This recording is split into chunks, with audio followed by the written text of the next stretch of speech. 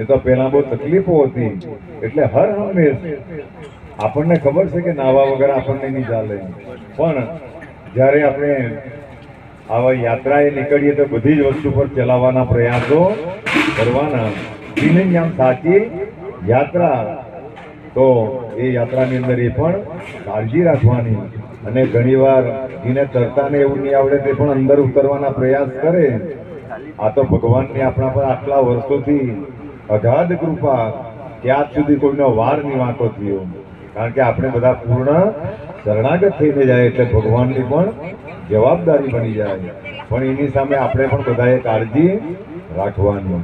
તો આરતી અને ચરણામૃત લઈને પછીથી આપણે ચાનો પ્રસાદ લેવા માટે જઈએ અને શિસ્તબદ્ધ રીતે આ યાત્રાને પછી આગળ ધપાવીએ. કોઈને કંઈ એવું મૂકવું હોય તો તે કહી શકીએ.